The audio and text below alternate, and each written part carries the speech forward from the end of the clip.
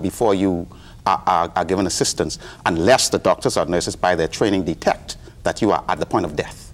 Okay? That's because of a lack of planning. When I was young, the only public hospital on this island was PMH. I'm now old. The only public hospital on this island is still PMH. We should have had at least another 2 hospitals on this island. Okay?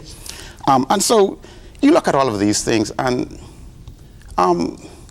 this is why I say that change must come, and it must come now. And this is why I believe that the electorate are showing, all and sundry, that they're ready to support change, the third party. Yeah.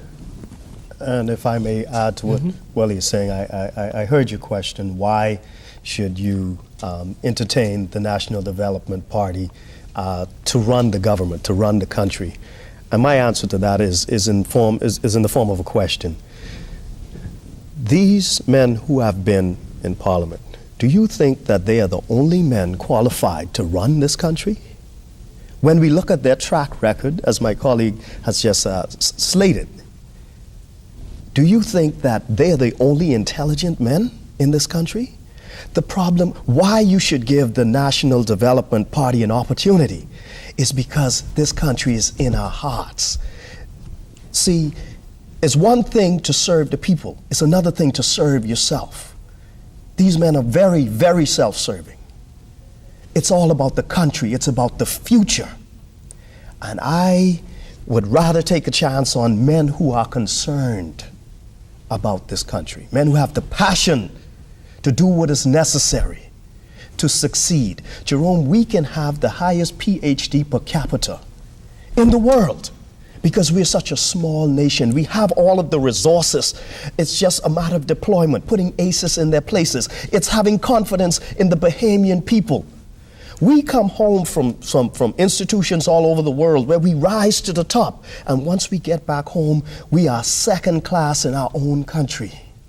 Should never be. And see, these men who are running the government, this is what they ascribe to. No. A new day is coming. A new day is coming when this will be a Bahamas for Bahamians first. And then all else and sundry.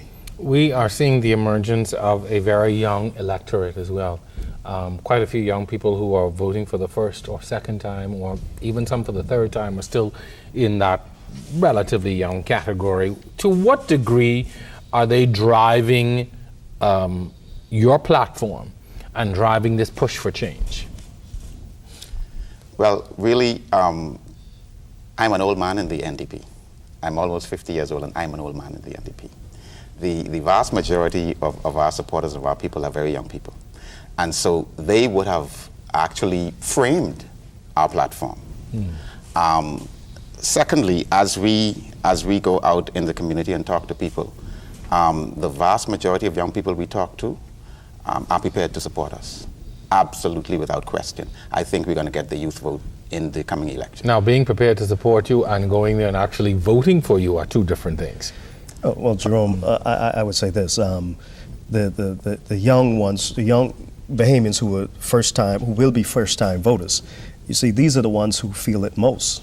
They feel it most. It's their dreams that are being decapitated right out of high school. Why? Because many are coming out ill-prepared, could hardly read and write. So when you put a man out there in the workforce and he is not qualified, you have made him a servant. I would dare to say you have made him a slave. And my people won't just sit and settle for that. So, and they have no allegiance to the political dinosaurs, these institutions. What they can see is that times are hard. It's hard to put bread on the table. They see they're being talked down to and ill-treated in our very own society. And the things, this disenfranchisement, is things like this that breeds animosity, crime, hatred, and it leads to issues when it comes to problem solving. It's because you don't feel like you are part of this society. Moving forward, how are you expecting to get your message out there to the masses? Reality is it takes money to drive a political campaign. It takes machinery to get the word out and to get voters out? How are you planning to get out there and to reach the thousands who may be willing to join on show about what they want to do or waiting to hear your message? Well, one way is to participate in shows like these. Well, I guess that's a compliment to me. Thank you. Definitely. Okay, so you do various things to publicize your message, and there are various ways and means you can do it by way of the media. The best way I have found out is by going out there and talking to people, and people are attracted to the party, and they give. Mm-hmm. Yeah. Okay. Jerome, I mean, we would actually take a donation from you, mind you. Right? I'd be happy to. No, but reality is that people will. You'd be surprised the resolve of the Bahamian spirit.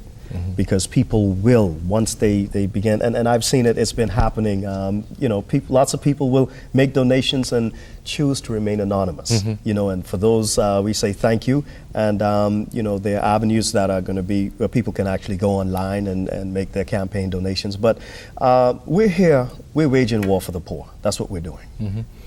What can we expect to see out of you out of the next few months as we really head into the heat of battle now, as we move towards this political season, or into this political season? Jerome, you're going to see a party that is more united than ever before, a party that is determined, a party that is disciplined, and a party that is focused. And you're going to see the NDP out there waging literal political warfare. That's what you're going to see from the NDP going forward. Really now, as we wrap up, what do you want people to remember most about you and from this experience? From this experience, I would like people to walk away from this segment understanding that there are men who are very, very much committed to change in this country. I would like for people to remember that what has transpired, and we are grateful and we are in a far better position, but the key thing is that we have moved on. Political soldiers are now in the trenches. We're on the ground. Don't mind all the hype, this is coming, that is coming. We are on the ground, and we are here for the Bahamian people. Your concern is our concern, and we are gonna, just look at it as good, because you're looking at the next government in this country, Jerome. Well, certainly, gentlemen, it has been my privilege to have you on the show tonight.